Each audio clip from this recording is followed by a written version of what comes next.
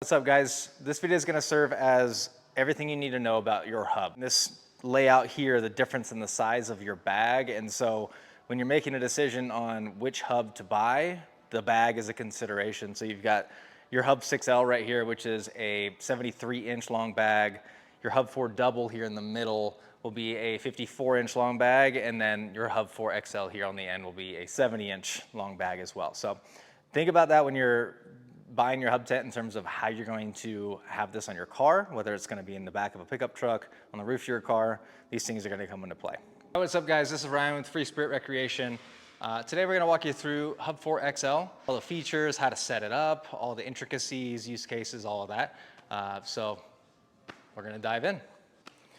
So let's dive in first, just unzipping our bag here. Now on the inside, what you'll find is you'll have a Rainfly, you'll have your floor, and then all of your stakes and 3 tent poles. So inside of the floor itself, you'll find all your stakes and all your tie down rope. And make sure to check on the inside of your Rainfly, because your light is in there. Now that we have everything out of our hub tent, our poles and our stakes and our Rainfly and our floor, let's get the actual tent out of the bag and walk you through the setup. So what you'll notice is one end of your hub will have where all your poles connect to, and the other end is all your materials. I like to pull this out and set up basically where the center of the tent will be. And so all the poles fold outward like so. And so what I'll do is I'll find where I want the center of my tent and start from there. And then now I'll just start pulling out all of the poles. And once you get a wall, so once you see a wall like this with a pull tab in the center, I'm just gonna go ahead and pull it out. And you can just keep working your way around. Basically at this point, you can start pulling your walls out.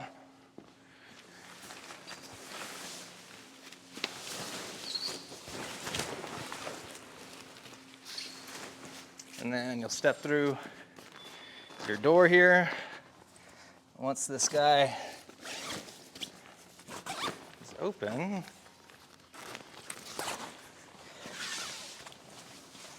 we'll pop open the center just like that.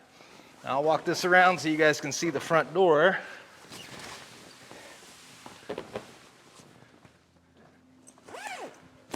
And just like that, you're 95% of the way there. And packing this thing down, which we'll get to at the end of this, is just as critical as setting it up and how you do it. So we'll walk through that at the end, but let's walk through how this comes out and some of the extra setup pieces, which is your poles here for the front structure. So we went to this single door with a zip up, and in order to create some structure, we've got just 3 poles here that will get set up on the inside. Now on the inside here, you'll see that we've got these little red pull tabs, 2 Velcro loops on each pole, just to help keep that material tight so you don't have material waving around if it gets windy or if it's raining outside.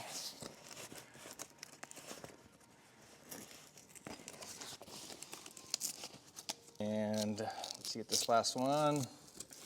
We'll get our floor put in.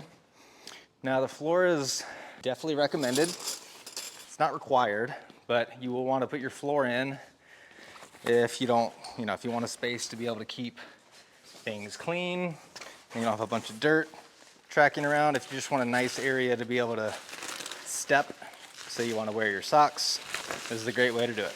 So once you get your floor pulled out, you'll notice that you've got Velcro on one side, and this is going to marry to about 5 to 6 inches off the ground here. You'll see the other Velcro strip. And from here we'll have each corner kind of lined up. These are equal walls in terms of size, so just pick a corner. You'll notice there's a split in this. So the split at the very bottom has a little peg here that will loop into each corner. And then from there, you'll stick your Velcro. And what this does is essentially help secure each side if you're in here walking around, or if you do have a rainstorm, keeps it secured there, and then this Velcro, the way that it overlaps, will keep any water from coming inside of your tent. And then we're just gonna stick all of our Velcro. Next corner here, we've got another loop. Get that peg put through there, secure this corner. Do our overlap. Keep working our way around and get to our front corners here. Now these front corners have these extra poles, which in some cases, if you want, you can either go behind these, if that helps. Really preference. Doesn't have a significance. Just whatever works better for you. For me, I'm gonna stay in front just to keep consistent with the rest. And then under your door here, you'll see the remainder of your Velcro strip. Just go ahead and start sticking all of that. And we'll finish up on our last corner over here. Make sure your corners are pulled all the way out. That's it, you're all set up and you're ready to camp. All right, let's talk about your roll-up tri-layer walls here. So whenever you open your hub, these walls will most likely be rolled down and Velcroed in place. Now, it is much easier to open your hub back up when these walls are rolled up previously. So whenever you set up your hub originally, you'll have to look for your pull tab here, which will come through the tri-layer wall, and you'll just have to be able to pull out your walls like so. So this is essentially what you'll be exposed to whenever you open that hub up. And what I like to do first thing is get your Velcro undone, push in on your pull tab just a bit, and then roll up your walls. Really depends on your use case here, but save yourself some trouble, fold these things up, and then roll the rest of the way. But depending on your use case, if you're in the middle of the summer and you're using this as more of a shade tent or a screen house for your kids, or if you're just setting it up in the early part of the day before you camp and you just want a space to hang out, maybe you want to cook in here, or maybe you just want a place to sit out of the sun. So just you got your 3 tabs to where you roll up, get it out of the way. That's how your walls will roll up. Next, let's talk about where you stake your tent down. So there are 4 corners, but there is an extra stake, which a lot of people might miss. So you've got each corner basically under this skirt right here. You'll notice big loop with a solid piece of metal as your stake point. Don't try to use this on the outside. That is not what that's intended for. So we'll stick to these, like I said, each 4 corner, and then on the front wall here, in the middle, you've got 1 additional. Okay, it might be hiding, but it is here. So make sure to stake that guy down too, again, under that skirt. So you'll have 5 in total on the 4XL. So depending on your terrain, we provide 2 different types of stakes. One for the kind that's threaded like so you can dig into hard ground, and then your standard stake just to hammer into place. Make sure to use a rubber mallet. Do not use a traditional hammer on this because you will potentially bend these, scar them up pretty bad. Then we provide some additional guideline if you need extra guideline for anything. And so there's your stakes. All right, now let's talk about the one feature that the 4XL has that the other 2 hubs do not. That is the ability to zip in a car connect. And so you'll notice on the inside of this front facing part, I have to close your door, there is a zipper. And that will connect seamlessly with our hub car connect. You basically start on one corner, work your way around. You can connect to any SUV, honestly anything that has a structure, and you want to be able to pass through from one side to the other. So check that out if you haven't. Car Connect is available on our website now, so if it's of interest, know that it will integrate with this tent seamlessly. All right, now let's talk about the last piece, and that's your Rainfly. Now, we get a lot of questions about, can I have my tent without the Rainfly while it's raining? The answer is yes. The second part of that answer is you might have a small amount of water come through if it's a really heavy downpour around your stove jack specifically, which we'll look at in a minute. So keep that in mind if you're experiencing light rain or if it's something that's passing over pretty quickly. I wouldn't worry about it. That said, always a recommendation, have your Rainfly on just in case. If you're in Colorado like we are, unpredictable storms come out of nowhere, and if it's downpouring and you're having to struggle to throw your Rainfly on there, it's not a good look. So you'll notice there's a series of straps here. So again, you have 4 corners. Now we did provide a little tag on here that says door. Now, this is not a mistake. This is so that you know where the front is and that you don't mistakenly put this on backwards or catty corner or you name it. So look for that. Know that that is the front and also the inside. We'll get this all laid out. Again, this is our door. So I'm essentially just gonna spread this out. Now the other thing you can look for is there's a zipper on 2 corners of this. So this zipper right here, this will be this corner, and the other zipper is this corner right here. So we do that just so that you can have space to still have your Rainfly deployed and be able to walk in and out of your tent without having to crouch and do all that stuff. So let's go ahead and get this thing thrown up here. So once you have your Rainfly draped over the front of your tent, what you'll notice is, again, you've got your 2 zippers on each corner. On the side, you'll see strong FSR branding, and on the back side, you will see a Velcro patch or a Velcro section for your stove jack so that you can still cook or have heat in your tent with the Rainfly on. So let's walk around and look at how the stake's down. So basically we just have some guideline on each side here. With however you want to attach this, at the bottom of each, there is a loop. And so this loop, again, you'll have extra of these stakes specifically. We're gonna come out, just get it tight, get our stake in, bring it all the way into the ground until we're up here. And that's essentially all you need to do to stake this guy down. And you'll have 6 total on the sides, and then the back side, you'll have 3 more. The front does not want to have one in the middle, so you'll just have these 2 on the front. And then again, I was mentioning the zippers. And so this can be used as either a single, if you just want 1 corner peeled back, or if you want 2, you want all this open, you can do that. And you can roll this up out of the way, and there is, again, some straps to be able to do just that.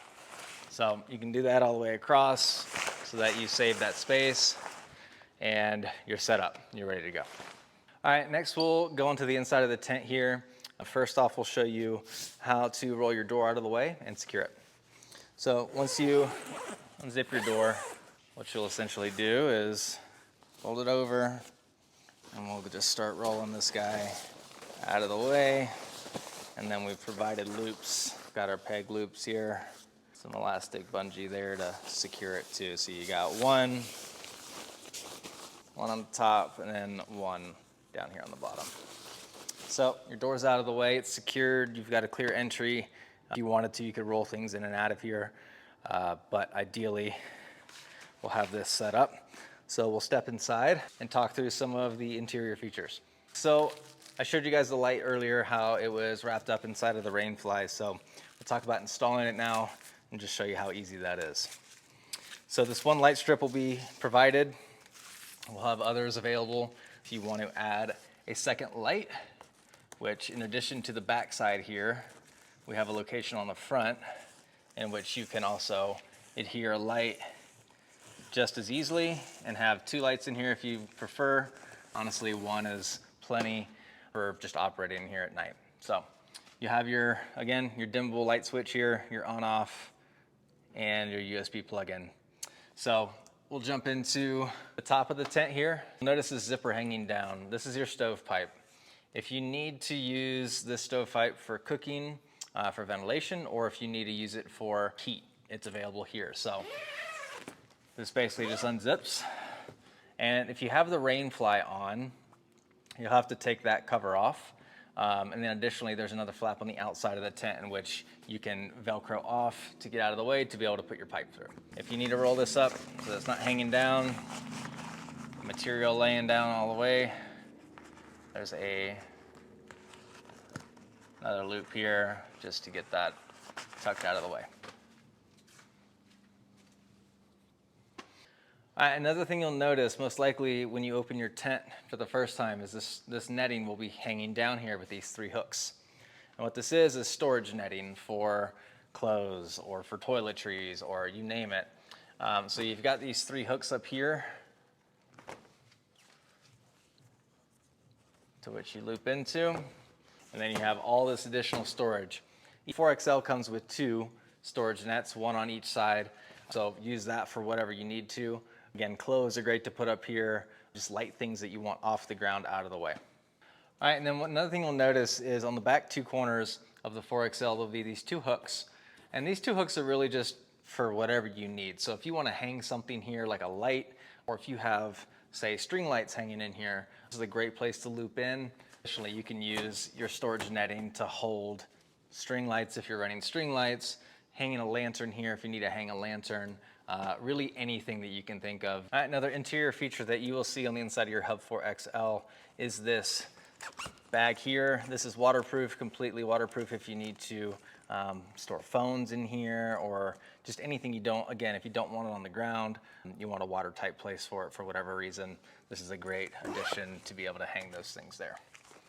The last couple of features here will wrap up the inside of the Hub 4XL. The light I was mentioning earlier, if you wanted to add an additional light, there is some Velcro here to be able to add that, or interchangeably if you want to add the backlight, you can put it on the front. And we've got our front window here. Again, completely waterproof, completely watertight, not going to get rain in or anything like that. You notice this flap hanging down here. If you do want that blackout experience at night, push that up and out of the way. Velcro's on each corner and you're ready to go. For those that want to check out the outside environment at night for whatever reason, you can just leave this open and you'll be able to see out just fine. Last but not least, we've got one product here that fits this tent like a glove. And it's one of our newer products. This is our FSR Anywhere mat. This thing fits the footprint to a T. So if you want to be able to come in and out of your tent without shoes on, have a place where no dirt is collected, things like that. When you're out in the woods or on the beach or any of those things, it's nice to just be able to have a place where you don't have dirt and sand and all that stuff kicked up. All right, guys, lastly, we're gonna close up the Hub 4XL. As you guessed, it's everything in reverse, right?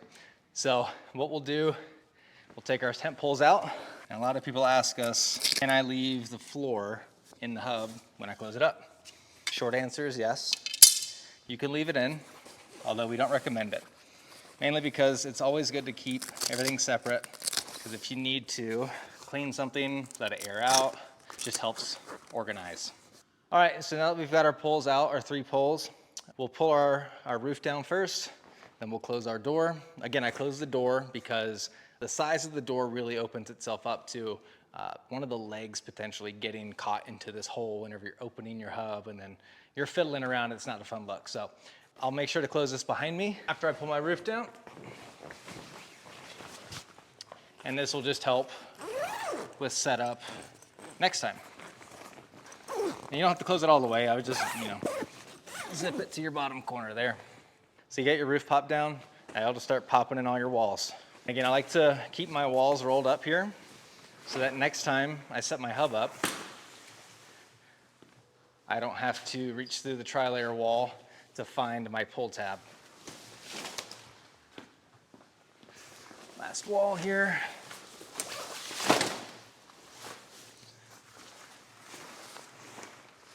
Fold it over like so. We'll push everything together. Now that we've got our Hub 4XL collapsed completely, we did include a strap to be able to wrap all this together, to be able to put our hub back in our bag and not be fooling around too much with material and things like that. Just give it a bear hug here. Doesn't need to be super tight, just needs to be compacted down so you're out of the way. I like to use, you just pick a corner basically, pick an end. Again, take your end that has all your poles at one end and the material at the other. Tuck the remaining material in. Then your Rainfly and your floor and your poles all can go on the end where all your poles are. Not as much material down there, so you'll have more room to be able to fit the rest of your stuff. All right guys, well that just about wraps it up for Hub 4 XL. Again, this tent is really superior in a number of ways. One is the size of the bag. This is perfect for, throwing in the back of your smaller SUVs, even your sedan if you have fold down seats. This will fit in there just fine. Also for your small family of 4 or family of 3, maybe it's a family of 2 with a dog, you name it, this is really, really the perfect tent for all those things. You've got a 8-foot by 8-foot footprint once you're inside, whether you have people set up in a cot or if you're using it as a shade house on the beach, at the lake, any of those situations, this tent can really shine through. So check out Hub 4 XL if you haven't already, and we'll see you in the next one.